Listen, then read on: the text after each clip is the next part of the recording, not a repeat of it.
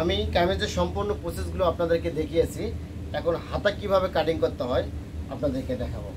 আমি কাপড়টা এরকম ডবল করে ভাঁজ করে নিয়েছি। নেওয়ার পরে এরকম ডবল করে ভাঁজ করে নিয়েছি। তারপরে এটাকে আবার আরেকটা ডবল ভাঁজ করে নিতে হবে।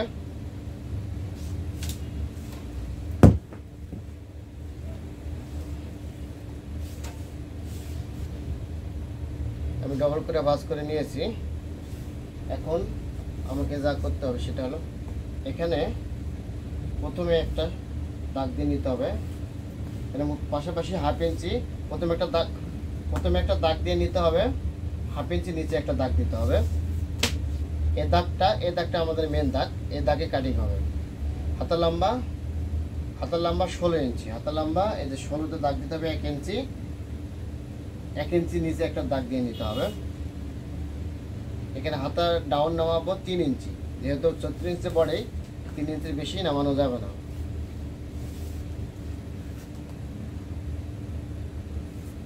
তারপর সোজা করে দাগ দিয়ে নিতে হবে একটা। এখানে আমি বডিতে মোড়া কেটে নিয়েছি 7। এখানে সোজা সুতি দিতে হবে 7 ইঞ্চি। হাতার মোড় হলো 10 ইঞ্চি। 10-এর অর্ধেক হলো 5 ইঞ্চি। এই যে শেপটা, যেহেতু একটু বডি কম, তাহলে আমাকে শেপটা দিতে হবে এভাবে সুন্দর করে। দেখেন, সহজে বুঝতে পারবেন। এই ওকে, 36 ইঞ্চি বডিতে এই সুন্দর করে এই শেপটা দিতে হবে। তারপরে সুন্দর করে এই গোল পাটটা ড্রয়িং করে নেওয়ার পরে সুন্দর করে পাটটা ড্রয়িং করে নিতে হবে। নেওয়ার পরে আমি এখানে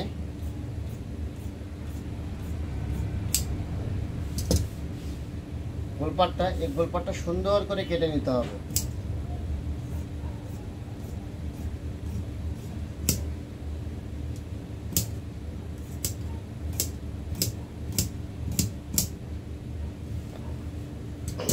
আমি এই মার্কা থেকে 1 ইঞ্চি অথবা 1.5 ইঞ্চি কাপড় বাড়তি করে কেটে নিয়েছি।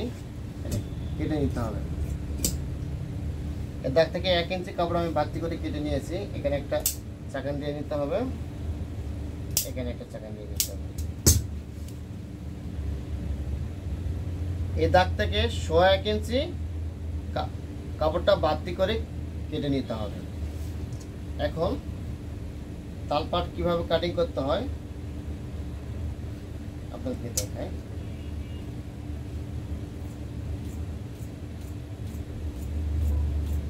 সুন্দর করে এই তালপাটটা কাটিং করে নিতে হবে। দেখেন,